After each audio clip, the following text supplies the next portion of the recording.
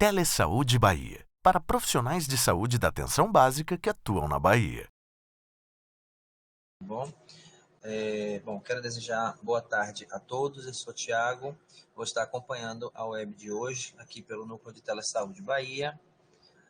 O tema que vamos abordar é a promoção da alimentação saudável para o fortalecimento do sistema imunológico de pessoas com doenças crônicas.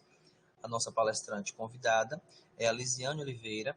Ela é nutricionista, é especialista em saúde da família e residente em saúde do adulto, tá? Pela UFBA.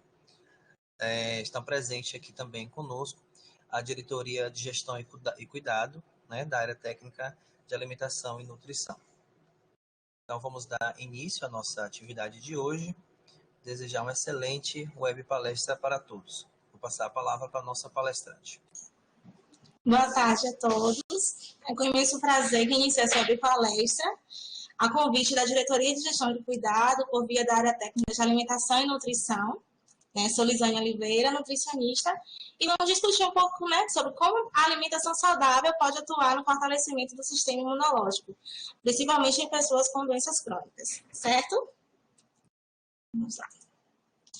Bem, nessa web palestra, a gente vai apresentar um pouco sobre o cenário atual da Bahia, dados sobre o consumo alimentar e o estado nutricional de adultos, bem como orientações nutricionais para o fortalecimento do sistema imunológico com base no Guia Alimentar para a População Brasileira. Esses dados foram coletados do Sistema de Vigilância Alimentar e Nutricional. Bom, como estão os hábitos alimentares da nossa população adulta aqui na Bahia? Fizemos um recorte dos últimos 5 anos, através do CISVAM, e percebemos aqui, nesse slide, a gente vê a prevalência de consumo de verduras e legumes, A gente fez um levantamento do consumo, principalmente de alimentos in natura, pela nossa população. E vendo aqui um recorte de 2015 a 2019, podemos perceber um aumento no consumo desses alimentos por adultos, no decorrer dos anos. No entanto, a média da Bahia continua inferior à média do Brasil. Então, a gente precisa fortalecer, estimular a nossa população a consumir mais verduras e legumes. Já em relação ao consumo de frutas, a gente pode perceber que já é o inverso. A Bahia tem um percentual maior do que o percentual do Brasil. Então, um ponto positivo. A gente vem em crescimento. Em 2019 teve um pequeno declínio. É importante estar atento, Qual foi o motivo disso? Vou passar o próximo slide. Aqui temos o consumo de alimentos ultraprocessados. Prevalência de consumo de hambúrguer e ou embutidos pela população da Bahia também. Então, a gente pode perceber que a Bahia tem um percentual menor em relação ao Brasil. No entanto, esse percentual vem aumentando nos últimos anos, certo?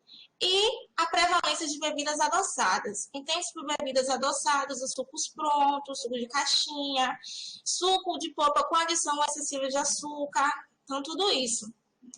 E aí, a Bahia se manteve também em posição inferior à média percentual no Brasil. Importante salientar que esses dados foram retirados do CISVAM e que o que alimenta o CISVAM são os marcadores de consumo alimentar, dados antropométricos realizados na atenção básica.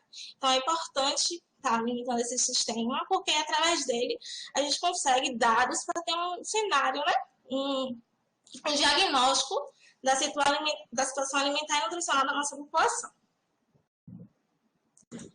Certo. Em relação à prevalência de obesidade nos adultos na Bahia. Bem, também foi feito um recorte dos últimos 5 anos. Aqui tem a comparação da Bahia e do Brasil, onde a gente vê que a média percentual menor em relação ao padrão do Brasil. No entanto, vem aumentando nos últimos anos. E em 2019, a gente tinha 24,3% da população baiana com obesidade. Salientando que aqui estou considerando os indivíduos obesos, não estou considerando os indivíduos com sobrepeso, certo? Nessa imagem, a gente tem um mapa da Bahia. E essa região em amarelo é uma região de saúde, certo? A região de Ceabra, que é composta por 9 municípios. E através do levantamento do CISVAN, a gente pode perceber que é a região com menor prevalência de obesidade no estado, com 19% de adultos com obesidade. E essa região em vermelho é a região metropolitana de Salvador e Salvador, e foi considerada a região com maior prevalência de obesidade, com cerca de 33% da população adulta com esse diagnóstico. Fazendo um compilado de todos esses dados, chegamos à conclusão que, aqui na Bahia, a cada 10 pessoas, 6 estão com obesidade ou sobrepeso. É um número bastante alarmante e é preciso estar atento. Por quê? Porque a obesidade é um fator de risco para o desenvolvimento de diversas doenças, como as doenças crônicas não transmissíveis, a obesidade, a hipertensão, a diabetes, o câncer, tudo isso. Então, é importante a gente adotar estratégias de educação alimentar e nutricional e fortalecimento para evitar que a nossa população fique com excesso de peso e obesidade. Bom, por que eu falei de tudo isso e iniciei falando um pouco desse cenário? Porque o aumento da prevalência de obesidade e sobrepeso está diretamente ligado ao aumento da prevalência de doenças crônicas e que esses dois fatores estão interligados no sistema imunológico. Pois bem, a obesidade, através do tecido adiposo, ele produz certas substâncias, certas adipocinas, que têm relação com o sistema imune, certo? O obeso, ele pode desenvolver resistência a uma dessas adipocinas, que é a leptina, e essa leptina é um importante modulador imunológico. Então, se o indivíduo obeso ele tem resistência a essa leptina, ele tem esse prejuízo no sistema imune. E sabe-se também que pessoas que possuem doenças crônicas são pessoas que são mais suscetíveis a infecções, que precisam de um cuidado maior, uma atenção maior.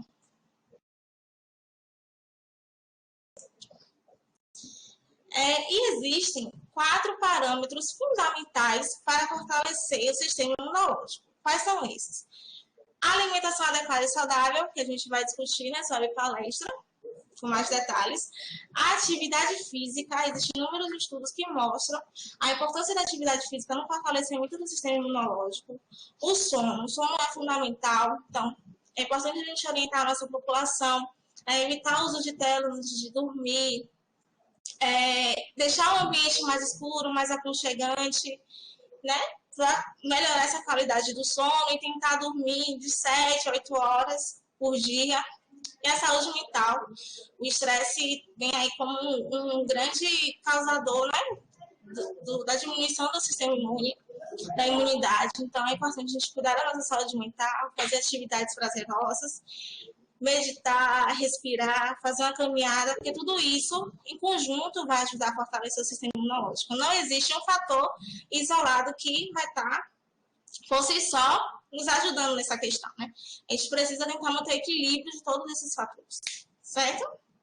Bom, adentrando melhor sobre a alimentação saudável, a gente tem aqui um posicionamento da Sociedade Brasileira de Alimentação, que fala assim: a Covid-19, que é a questão do coronavírus, tem levantado muitas discussões sobre como a nutrição pode contribuir na batalha para a doença. E uma coisa é certa, não existem receitas milagrosas. O que precisamos reforçar é a higienização, limitar o contato social e melhorar o nosso sistema imunológico. Então, esse slide ele resume de uma forma bem clara essa questão das receitas milagrosas, que a gente, por diversas vezes, é bombardeados em redes sociais, na internet por si só, e a gente tem que ter isso bem claro. O primeiro ponto é esse: não existem receitas milagrosas, certo? A gente precisa ter cuidado de uma forma muito mais geral. Então, orientações nutricionais para o fortalecimento do sistema imunológico. Bom, a gente não poderia deixar de falar do nosso guia alimentar para a população brasileira quando se fala de orientações nutricionais para o fortalecimento do sistema imunológico. Esse guia alimentar foi lançado em 2014 pelo Ministério da Saúde, a sua 2ª edição. E ele como o próprio nome fala, ele foi feito para a população brasileira, certo? Então, eu recomendo a leitura para todos os profissionais de saúde, para a população. Você encontra ele com facilidade, né, nos sites oficiais do Ministério da Saúde. Então, é um guia muito fácil, leitura muito bem ilustrada. E a gente vai discutir um pouco sobre ele aqui nessa apresentação. O guia traz 10 passos sobre a alimentação adequada e saudável. O primeiro passo que ele traz é: faça dos alimentos in natura ou minimamente processados a base da sua alimentação.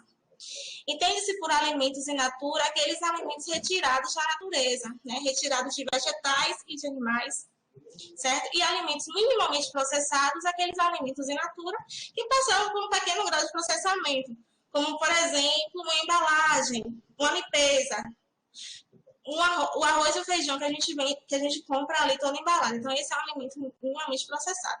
Então, o guia recomenda isso, e isso é fundamental para a gente fortalecer nosso sistema imune. Outro passo que o guia traz é planejar o uso do tempo para dar à alimentação o espaço que ela merece. Isso é fundamental, né? A gente precisa sentar, comer, apreciar a companhia do outro, comer com calma, mastigar. Isso é fundamental, sem muita pressa, sem muita correria, né? A gente está num momento em que a gente tem se pedido para a gente dar uma pausa, para a gente, né? Enfim, evitar muitos tumultos, muitas correrias. Então, a gente precisa dar a alimentação o espaço que ela merece. Utilize óleos, gorduras, sal e açúcar em pequenas quantidades no preparo de refeições. Esses alimentos são importantes ingredientes culinários, têm que ser utilizados em pequenas quantidades e tendo como base os alimentos in natura e minimamente processados das preparações. Certo? Ser crítico quanto às mensagens e dados sobre alimentação e propagandas. É aquilo que eu falei anteriormente, não existem receitas milagrosas e a gente precisa ter muita atenção em tudo aquilo que a gente lê, ouve e vê sobre a alimentação, certo? Pesquisar em fontes adequadas, como o site do Ministério. No final da apresentação eu vou mostrar alguns links importantes para a consulta. Outra dica é: limite o consumo de alimentos processados e evite o consumo de alimentos ultraprocessados. Alimentos processados são alimentos in natura que passaram por algum grau de processamento, principalmente com a adição de açúcares e sal. Um exemplo é a sardinha enlatada ou o abacaxi em caldas. Então, a gente tem que limitar o consumo desses alimentos e ter preocupação mesmo com o consumo de alimentos ultraprocessados, que envolve os alimentos com a lista de ingredientes muito grande, tempo de conservação muito grande, açúcar, muito sal, muita gordura, e que esses alimentos que acabam levando a população ao desenvolvimento de doenças crônicas, obesidade, tudo isso. E, além disso, os alimentos in natura, eles são mais ricos em vitaminas e minerais, compostos bioativos, que são nutrientes importantes para o fortalecimento do sistema imune, diferentemente dos alimentos ultraprocessados, que são pobres em vitaminas e minerais, certo? Então, a regra de ouro é: prefira sempre alimentos in natura minimamente processados do que alimentos ultraprocessados. O guia traz outros passos, né, como mostra aqui nesse slide. Um é desenvolver, exercitar e partilhar habilidades culinárias. Esse passo é fundamental, né? Muitas pessoas estão em tempo de quarentena, as pessoas estão passando mais tempo em casa. Então, é um momento, né, propício para isso. Se tiver criança em casa, levar a criança para a cozinha, compartilhar esse momento em família, é muito importante para que a gente possa ter uma alimentação de maior qualidade. Existem várias receitas legais na internet que a gente pode estar consultando, pode estar fazendo, e evita que, em um momento de fome, a gente acabe consumindo aquele alimento pronto, aquele alimento ultraprocessado, né? Então, a gente tem nossas preparações, tendo nossas receitas ali preparadas, a gente consegue se alimentar de forma até melhor. Outro passo é comer com regularidade e atenção, em ambientes apropriados, ambientes calmos e sempre que possível em companhia. Então, tem vários benefícios para a saúde como um todo, né? Saúde mental, enfim, do indivíduo. Bom, adentrando agora em relação aos micronutrientes, que são nutrientes que estão nos alimentos, certo? São as vitaminas e minerais que vão exercer inúmeras funções do nosso organismo e, dentre elas, o sistema imunológico. Então, aqui nesse slide eu coloquei como a deficiência desses micronutrientes pode causar interferência no sistema imune. Como, por exemplo, a deficiência de alguns micronutrientes pode causar prejuízo na estrutura e função do timo. O timo é um órgão que produz células de defesa.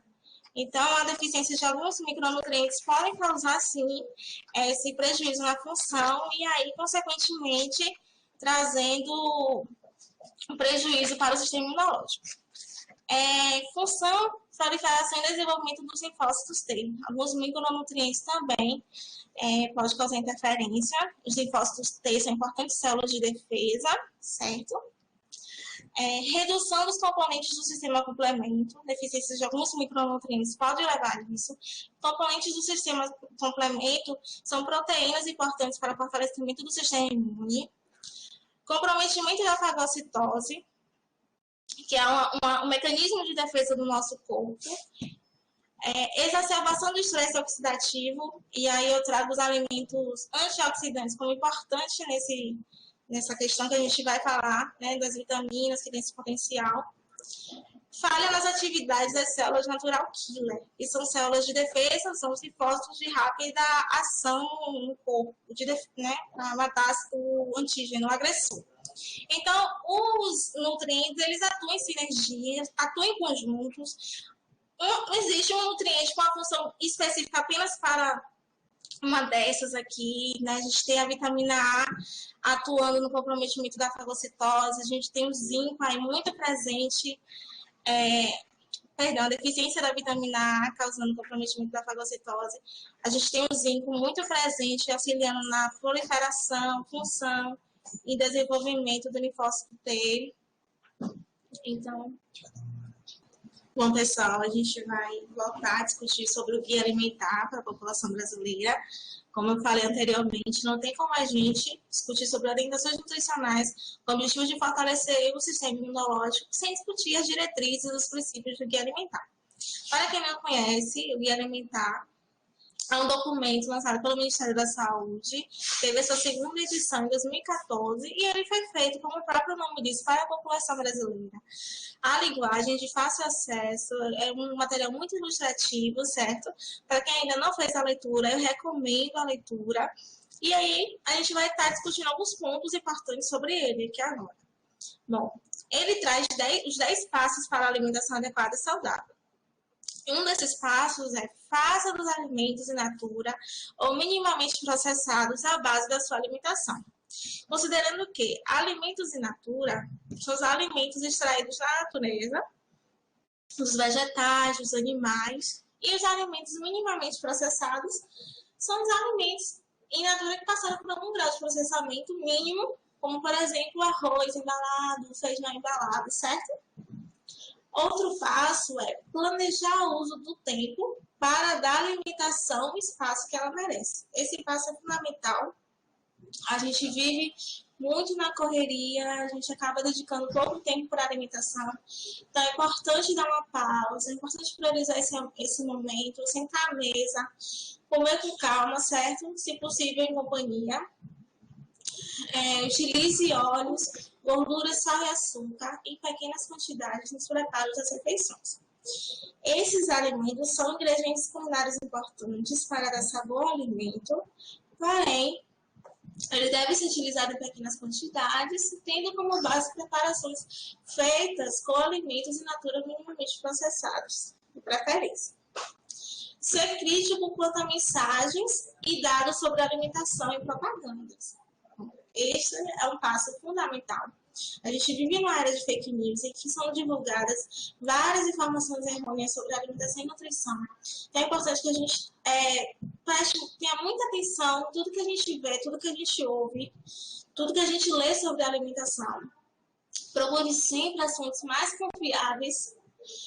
No final da apresentação, eu vou botar uma série de links que vocês podem estar acessando. Materiais confiáveis para leitura, orientação de profissional de saúde, certo?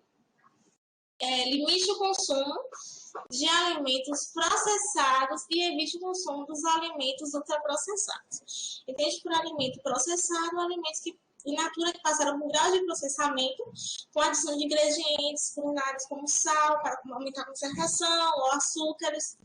Um exemplo é a sardinha enlatada ou o abacaxi em calda. Então, a gente tem que limitar o consumo desses alimentos e evitar mesmo os alimentos ultraprocessados, que são aqueles que passaram por vários graus de processamento. Eles possuem uma lista de ingredientes muito grande, possuem adição de sódio, de açúcar muito grande também, e esses alimentos eles são extremamente prejudiciais. E uma vez que o nosso sistema imune precisa de micronutrientes, que eu vou falar no próximo slide, esses micronutrientes, essas vitaminas e minerais são mais encontrados nos alimentos in natura minimamente processados, certo? Por isso é importante priorizar eles. E os alimentos ultraprocessados, eles são pobres em micronutrientes, então a gente precisa evitar, moderar mais esse consumo. Então a regra de ouro trazida no Guia Alimentar é: prefira sempre alimentos in natura ou minimamente processados a alimentos ultraprocessados. Então, em resumo, é isso que o nosso guia traz. Outros 2 passos importantes do guia alimentar é desenvolver, exercitar e partilhar habilidades culinárias. Este é um passo muito importante, permite maior interação entre a família, né? Estimular a população a preparar os alimentos juntos, utilizando os alimentos mais naturais. Se tiver criança em casa, envolver a criança nesse processo. Pode até ser um aliado à educação nutricional e alimentar dessa criança, né? Para que ela se torne um indivíduo mais consciente da questão alimentar dela. Esse tempo, muitas pessoas estão mais em casa, então pode ser um ótimo momento para desenvolver e compartilhar essas habilidades. Existe uma série de receitas, existem e-books também de receitas, enfim, certo? Outro passo é comer com regularidade e atenção, em ambientes apropriados, ambientes calmos e sempre que possível com companhia. Sempre que possível família. Evitar ficar beliscando muito em horários, ter um horário para se alimentar com regularidade, sempre com atenção plena, com foco no alimento, aquilo que a gente está comendo, isso é importantíssimo. Em relação aos micronutrientes, eles estão estreitamente ligados ao sistema imunológico. Lembrando, micronutrientes são vitaminas e minerais contidos nos alimentos e a deficiência deles no nosso corpo pode causar inúmeros prejuízos. Como, por exemplo, ele pode causar prejuízo na estrutura e função do timo. O timo é um órgão do sistema imune muito importante para o desenvolvimento de células. Então, a gente sabe que a deficiência de alguns micronutrientes pode causar alteração na função desse órgão, que é importante. A deficiência de vitamina A, de zinco principalmente, pode causar alteração na função, proliferação e desenvolvimento dos linfócitos T. Os linfócitos T são células importantes do nosso sistema imunológico. Redução dos componentes do sistema complemento. Componentes do sistema complemento são proteínas importantes que ajudam a fortalecer o sistema imune. Então, a deficiência também pode causar, né, essa questão. Comprometimento da fagocitose. A fagocitose é um mecanismo de defesa celular. E a gente sabe que a deficiência de vitamina A está muito ligada ao comprometimento dessa defesa do nosso corpo tão importante. Exacerbação do estresse oxidativo, que é a produção de radicais livres em excesso, muito comum nas doenças crônicas, certo? E aí entra os alimentos antioxidantes, os compostos bioativos, que vão ter o poder de neutralizar esses radicais livres e diminuir esse estresse oxidativo. Então, portanto, tem uma função muito importante no sistema imunológico. E, por fim, falhas nas atividades das células natural killer. Células natural killer são células importantes do sistema imunológico, são os linfócitos que de alta, ele atua com uma rapidez maior, certo? Então é isso. É importante salientar que os micronutrientes, eles vão atuar por essas vias de forma sinérgica, não de forma isolada, Então, um nutriente pode ter mais de uma função, como, por exemplo, o zinco, ele vai atuar na proliferação e desenvolvimento dos linfócitos T, mas também vai atuar promovendo a melhor atividade da célula natural killer. Então, eles estão aí, né, atuando sempre em conjunto. E a gente encontra esses micronutrientes nos alimentos, certo? A gente sempre reforçar isso. Então, quais são os principais envolvidos aí no sistema imunológico?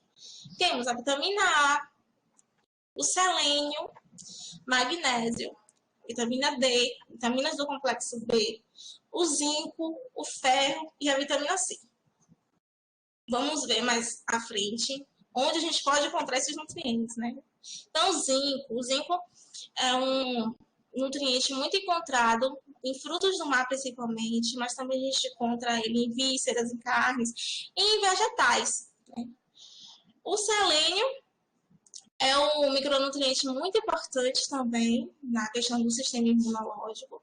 É encontrado em fontes de proteína animal, né, as carnes. Também é encontrado nas castanhas, castanha do Pará. Castanha do caju tem uma quantidade muito significativa de selênio, nos ovos, nos grãos e sim nas leguminosas. O magnésio também é bastante aliado, tanto para o fortalecimento do sistema imunológico, quanto na prevenção das doenças crônicas não transmissíveis. O magnésio é muito encontrado em leguminosas, que são os feijões, as lentilhas, muito encontrado nas oleaginosas, que são as castanhas, certo? Nos folhosos também, nas frutas, como a banana, o abacate. O ferro, ele é muito encontrado em vísceras, em carne vermelha, mas também a gente pode encontrar o ferro através dos vegetais folhosos, os verdes escuros, né? Tem bastante ferro também. E a vitamina A, que é bastante comum, bastante encontrada em alimentos com a coloração mais amarela alaranjada. Esses alimentos, fontes de vitamina A, também tem um composto bioativo chamado carotenoides, né? Que são precursores da vitamina A, com um importante potencial antioxidante, que ajuda aí no sistema imunológico. E temos aqui a queridinha que todo mundo, quando fala assim de micronutriente para fortalecer o sistema imune, todo mundo pensa primeiro, né, na vitamina C. Vitamina C é, sem dúvida, um nutriente muito importante. É um nutriente antioxidante que vai auxiliar muito no processo. O que eu acho mais interessante na vitamina C é que a gente consegue alcançar os níveis dos requerimentos nutricionais com muita facilidade na nossa alimentação diária, né? Por exemplo, uma goiaba média tem, em média, 137 miligramas de vitamina C. E a recomendação de vitamina C por dia para o homem é de 75 miligramas e para mulheres 90 miligramas. Então, a gente vê que o consumo de uma goiaba, a gente consegue cumprir toda a nossa necessidade de vitamina C diária. Então, será que é importante? Será que é necessário suplementar? Será que é necessário o uso daqueles efervescentes, né, com quantidade grande de vitamina C? Quais são as contraindicações? Quais são as indicações? Então, a gente tem que ter muita cautela no uso de suplementos de uma forma geral. E deixar vocês, né, todos os profissionais e todas as pessoas que estejam assistindo, muito tranquilos em relação a isso. Que você inserir no seu cardápio uma fruta cítrica, uma fruta de um cor mais amarelo, laranjado, a gente consegue sim encontrar a quantidade de vitamina C necessária para o dia, né? A vitamina D também tem se discutido muito em relação à vitamina D e imunidade. Ela é encontrada em alimentos, mas a principal fonte dela, né, é a exposição solar. A gente consegue produzir muito mais vitamina D no nosso organismo através da exposição solar. E nesse momento em que muitas pessoas estão em casa, devido ao isolamento social, é importante estimular que essas pessoas fiquem na janela um pouco, tomem um pouquinho de sol, se possível, nas mãos. 10 a 20 minutos de sol, a gente já consegue atingir essa recomendação, essa produção de vitamina D. E não só para a imunidade, né? Todos esses micronutrientes aqui têm diversas outras funções no nosso corpo. Isso é muito importante. Bom, outro ponto muito importante é a hidratação. A gente sempre está discutindo sobre a importância de beber água para fortalecer a imunidade. Mas por que isso? De onde vem isso? Bom, a gente sabe que quando a pessoa está desidratada, tende a diminuir o fluxo de saliva. E é na saliva aqui se encontram alguns anticorpos muito importantes, como a imunoglobulina tipo A e Ga, que são importantes células de defesa. Então, se o indivíduo está desidratado, diminui esse fluxo de saliva, vai ter diminuição na produção das imunoglobulinas, acarretando prejuízos no sistema imune. Além disso, as pessoas com infecções virais podem cursar com diarreia, com vômito, então, e que pode levar a uma desidratação, então é importante estar se hidratando, né, a quantidade muito de água, aqui a gente colocou a recomendação hídrica de água para homens maiores de 19 anos, a recomendação é 3,7 litros de água por dia, ou 18 copos de 200 ml, a recomendação de água muito maior do que habitualmente a nossa população consome, então, a gente tem que estimular esse aumento, né, do consumo de água, em atividades de educação alimentar e nutricional, atividade de promoção de saúde, a gente sempre orienta pelo menos 2 litros no mínimo, e essa pessoa alcance 2 litros, 2,5 litros no mínimo, mas sabe que o ideal mesmo é muito mais que isso, ainda mais que a gente vive num país em clima muito quente, então é muito importante a hidratação, e em tempos de epidemias, de pandemias, como a gente está vivendo agora, a gente precisa ter mais cuidado, mais cautela e tentar atingir mesmo a recomendação de água, né? Mulheres beber de 2,7 litros de água ao dia, que é em média 13 copos de 200 ml. Então, é importante a gente estar atento a isso. Então, a hidratação adequada é uma das principais aliadas nas infecções virais. Então, além da alimentação, a gente tem que focar bastante na hidratação. Que outras orientações muito importantes nesse contexto do Covid-19, certo? A primeira é, faça lista de compras antes de ir ao mercado. Por que é importante? Gente, é muito importante se planejar. Uma vez que a gente faz a lista de compras, a gente consegue ser assertivos, ficar menos tempo no mercado, se expor menos, ir menos vezes ao mercado. Então, importante ter esse planejamento.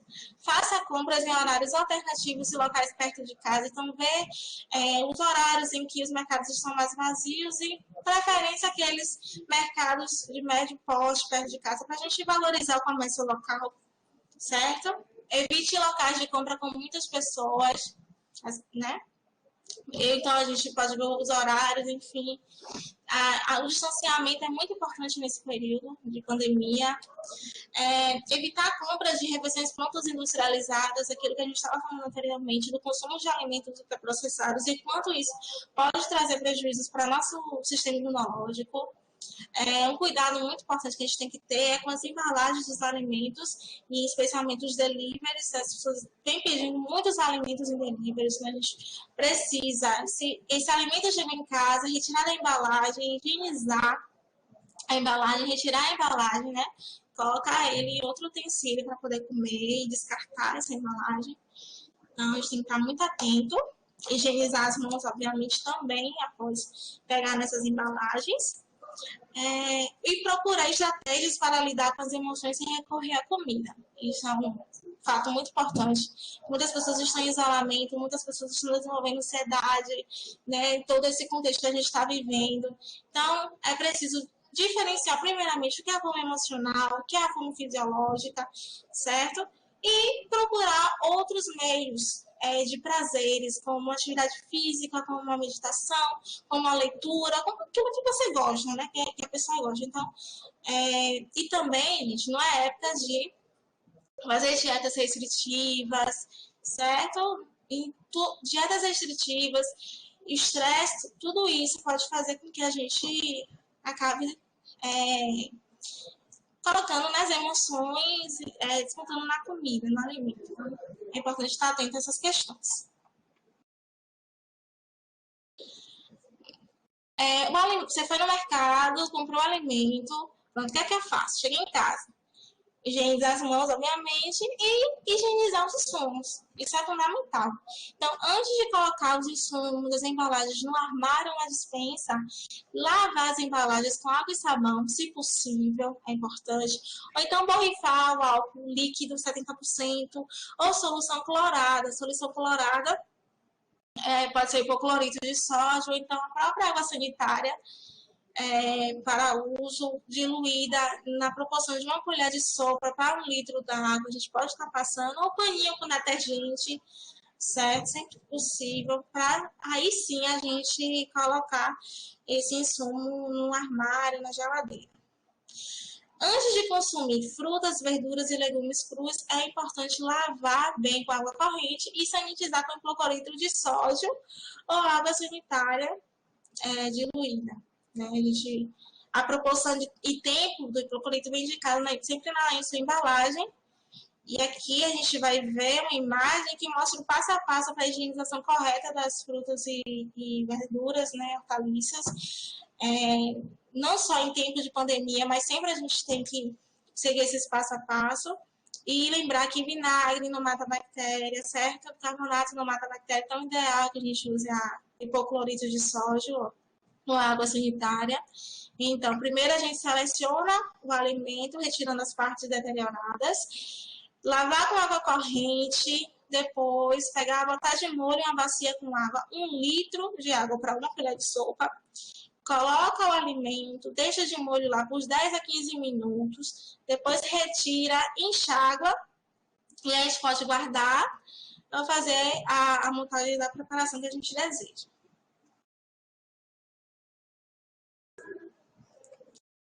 Pronto. Higienizei meus insumos, higienizei as minhas frutas. O que é que eu faço? Armazenamento, né? Alguns estudos mostraram que o Covid-19 tem preferência por temperatura fria. Então, a gente tem que ter muito cuidado, né, nas embalagens que vão ser armazenadas na geladeira, né, especialmente. E aí, a gente tem aqui nessas imagens algumas dicas, como, por exemplo, aqui fala dos legumes frescos e resistentes, como o brócolis, o aipo, a cebola, a batata, esses mais durinhos, né? A cenoura, a abóbora.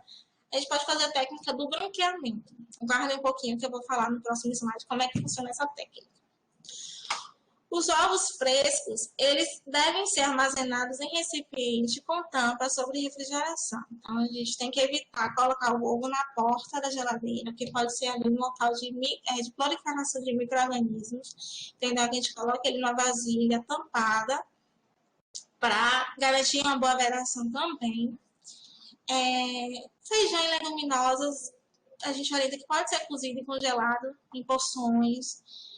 Já congela a quantidade adequada para o consumo, depois de cozido. Frango, carne, bovino e peixes também, congelamento, lavar as embalagens ou trocar a embalagem por outras adequadas, é bem importante. O passo número 3 é o aproveitamento integral dos alimentos. Então, a gente precisa ter essa consciência, uma consciência alimentar, uma consciência ambiental também. Então, em vez de estocar muita comida, evita o desperdício. Procure utilizar todas as partes do alimento em preparações. Sejam criativos, né? Utilizem, explorem a cozinha de vocês.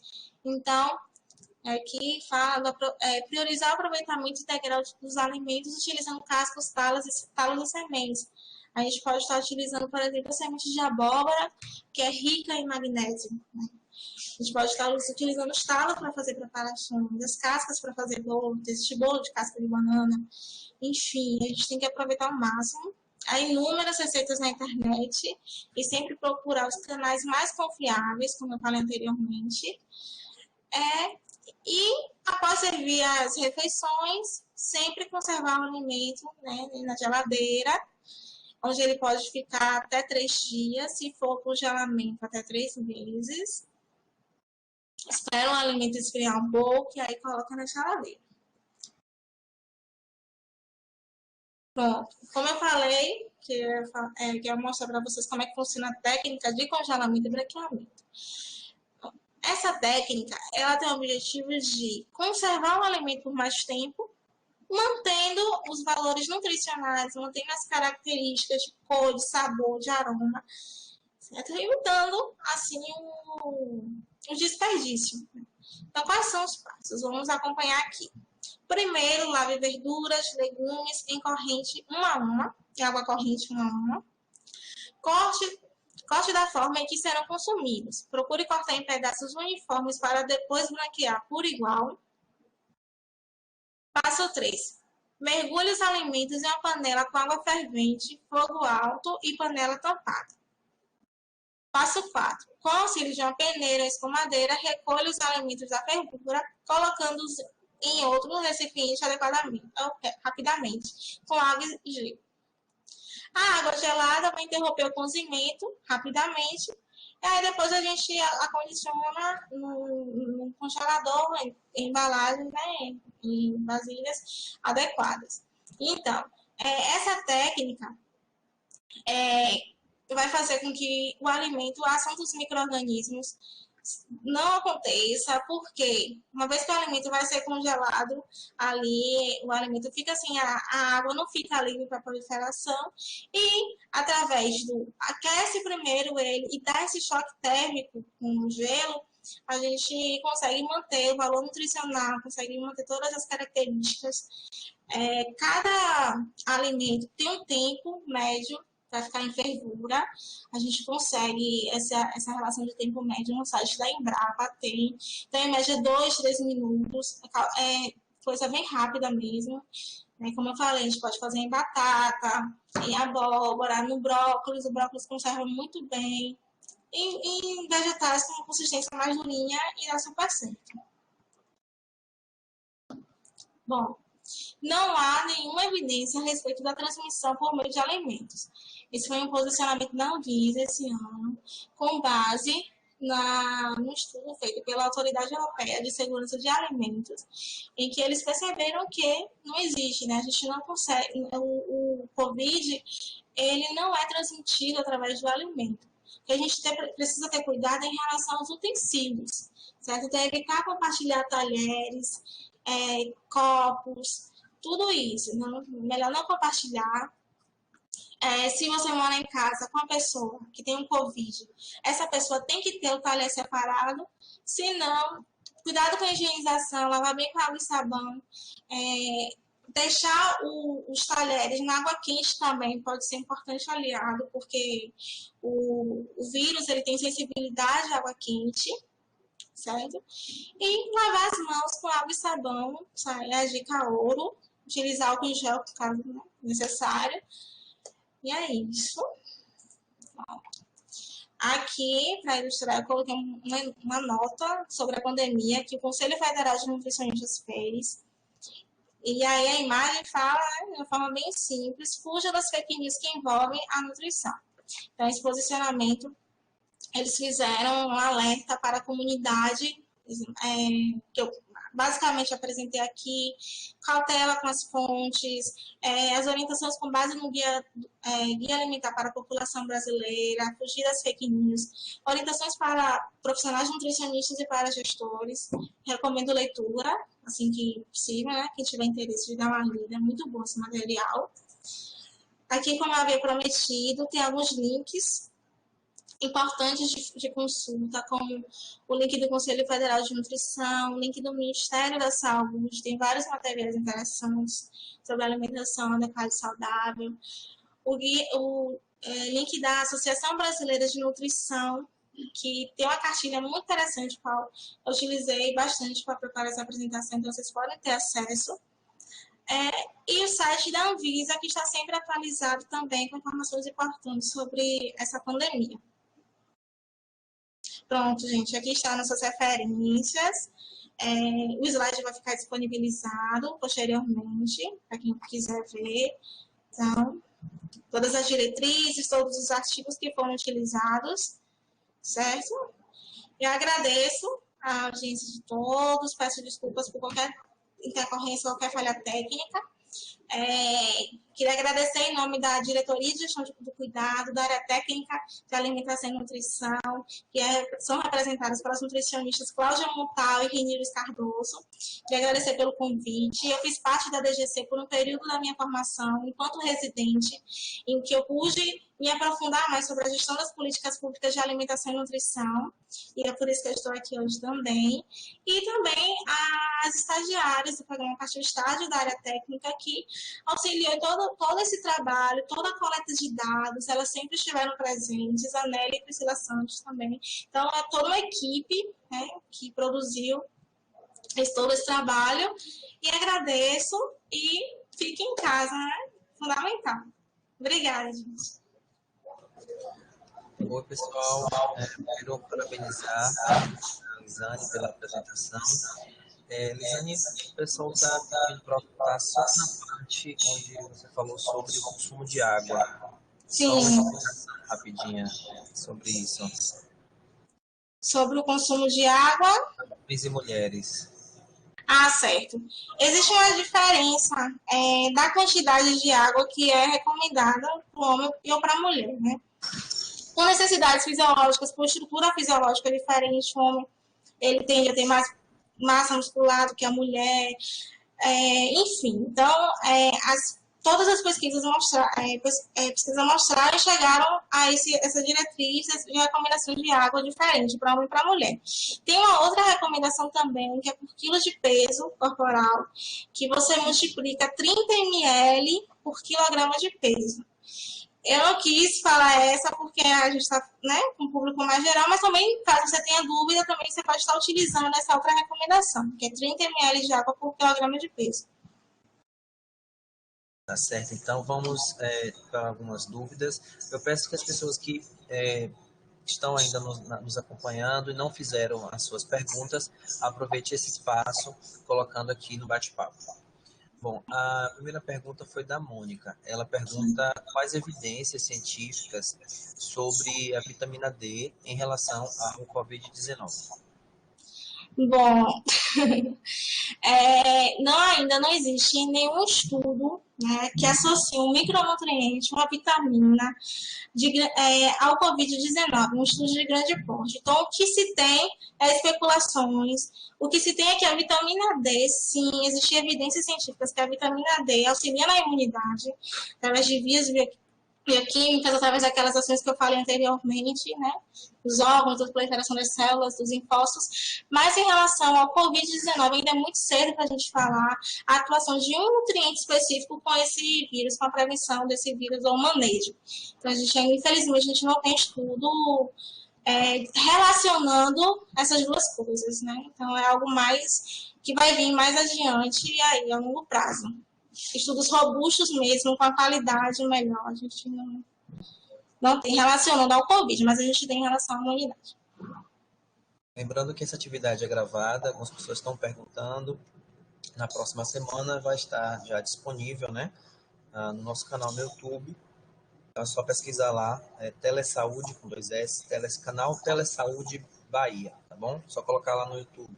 Vocês vão ter acesso a todas as web palestras que estão sendo gravadas, e lembrando que esse mês, né, todos os temas são relacionados ao coronavírus, tá bom? Todas as nossas webs vão fazer referência sobre o tema abordado, mais relacionado a coronavírus, tá bom?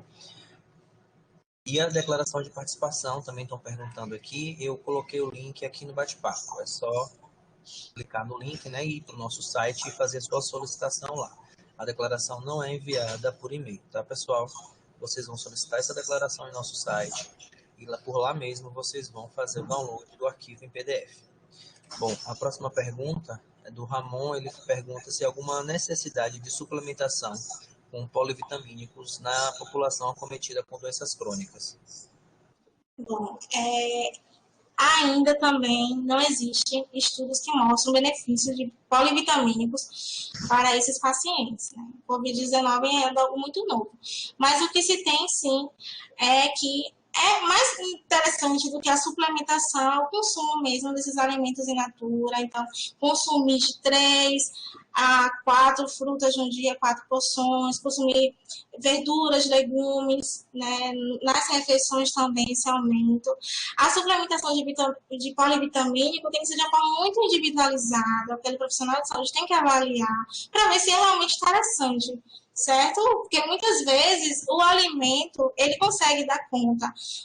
No alimento a gente encontra muito mais do que só os nutrientes ali isolados. Eles interagem entre si, ele tem os compostos bioativos entre eles, que atuam em sinergia e tem eficácia muito maior.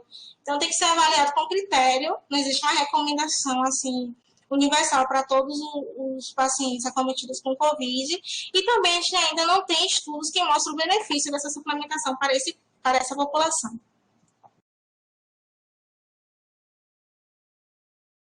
Bom, seguindo aqui com as perguntas, a Marcele, ela pergunta se, além de lavar com detergente, é necessário também passar o álcool 70 nas embalagens antes de guardar? Pronto. Não é necessário, certo? Você pode optar. Ou você lava com água e sabão, né, detergente, ou você passa um pouco em uma solução de água clorada, que eu falei da água sanitária, e a água na diluição correta, o hipoclorito de sódio, ou álcool a 70. Então, não precisa utilizar as 3 formas, você pode escolher.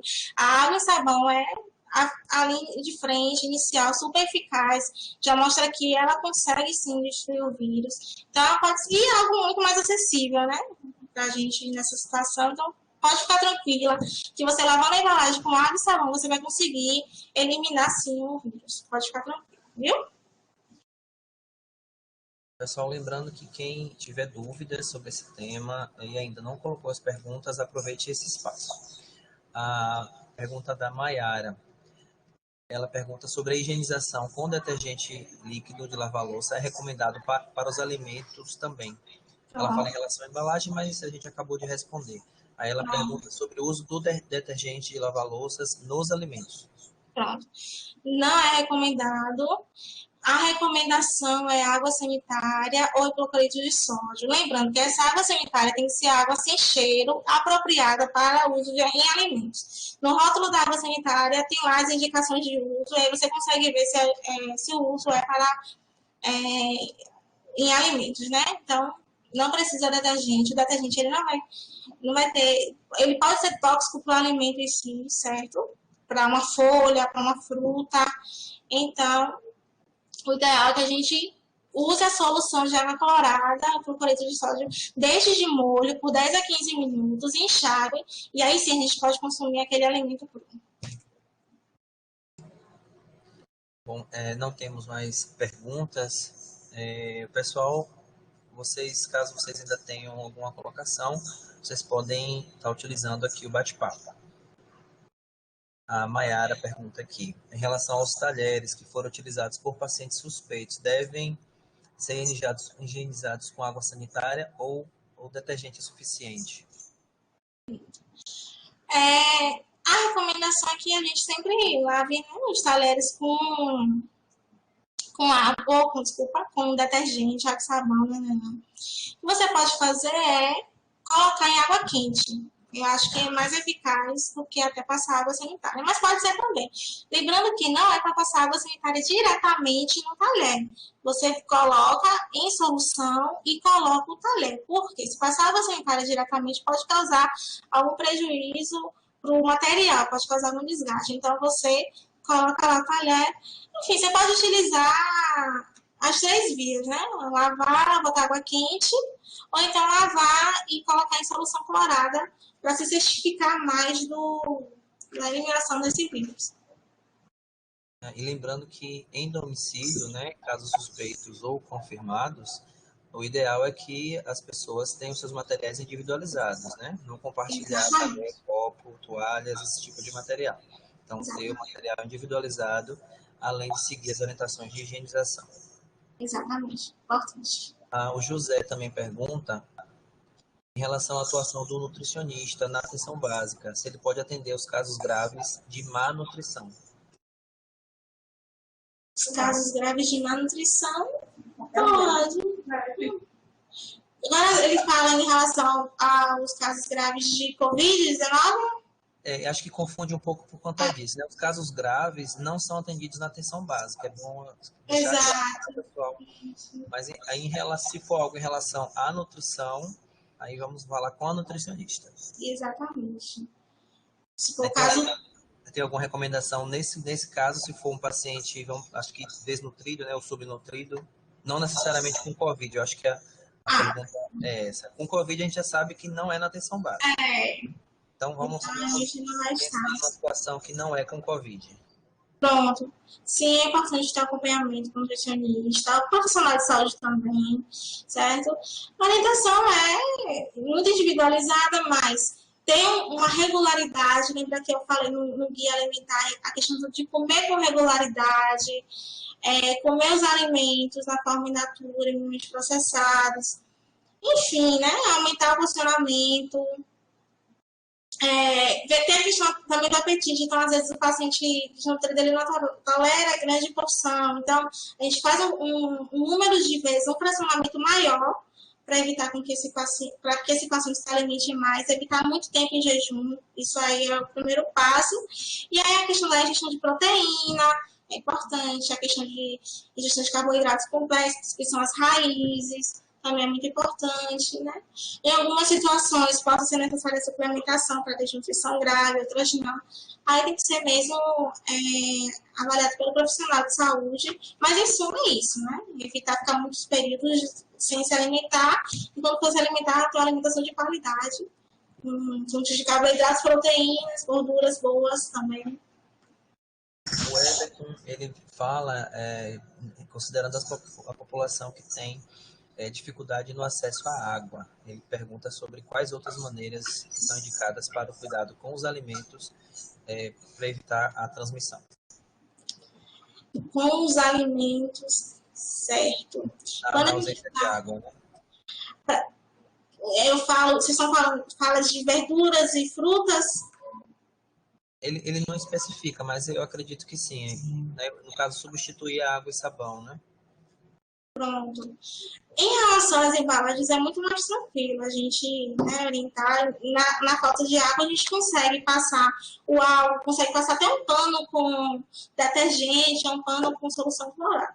No caso do alimento, é um pouco mais complicado, né? A gente não tem como ter essa segurança e ingerir uma fruta sem ela ser minimamente lavada com água. O que a gente pode fazer é, se essa população ela não tem acesso à água potável, pode ver outras alternativas, como pegar essa água, ferver, utilizar o filtro, né? Mas realmente é muito complicado essa segurança em falar do consumo do alimento sem passar por essa higienização mínima com a água. Bom, o José ele pergunta sobre a suspensão de atendimentos nas unidades, mas José, se você puder complementar a sua pergunta, para a gente poder apoiar aqui. Bom, a Marcele, ela pergunta em relação à casca de ovos crus, né? Se pode ser lavado com detergente antes de serem guardados. Bom, a casca de ovo é recomendado que a gente lave ele antes do consumo, certo? Você vai pegar o ovo, vai guardar na embalagem fechada, hermeticamente fechada, bem fechadinha. E aí, antes do consumo, a gente lava o ovo. Por quê? Porque na superfície do ovo tem alguns poros. Ele é poroso. Então, pode ser que entre as substâncias químicas, pode ser que entre o sabão e cause prejuízos. Então, é mais seguro você guardar o ovo na caixinha, bem fechada, numa vasilha bem fechada, e antes de consumir, higienizar. Então, só para ficar claro, a gente só vai fazer a higienização do ovo no momento do uso. Isso, por isso basta fechar sem higienizar, não é isso? Isso, por isso que é tão importante a gente não deixar o ovo na porta da geladeira, né? O ovo na porta da geladeira fica ali exposto à proliferação de micro-organismos. Então, a recomendação é sempre deixar ele na vasilha fechada. Bom, a Sandra, ela pergunta se existem alimentos mais indicados e específicos para diabetes, hipertensão ou outras doenças crônicas que comumente são atendidos na atenção básica. Pronto. Existem sim alguns alimentos que podem nos ajudar bastante nesse controle. Falando da hipertensão, a gente tem os alimentos fontes de cálcio, como leites derivados, vegetais folhosos escuros, potássio, muito encontrado na banana, no melão, no mamão, nessas frutas. E o magnésio, que eu falei também nas fontes, a casca de... Desculpa.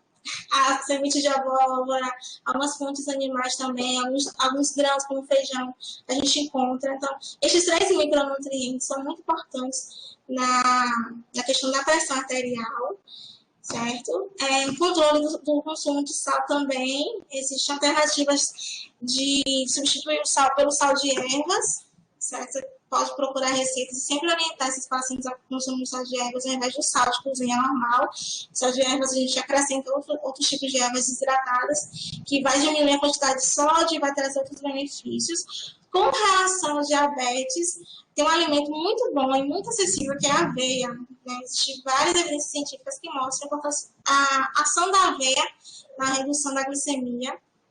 Então, muitas pessoas têm acesso na aveia. Magnésio também ajuda muito os pacientes. E, em suma, a orientação do guia, que é utilizar preferencialmente os alimentos in natura e minimamente processados. Essa é a regra de ouro para qualquer patologia, para qualquer situação, e evitar o consumo de alimentos ultraprocessados. Existe um mito muito grande em relação aos alimentos diet light, pessoas com diabetes, a gente tem que ter atenção em relação a isso.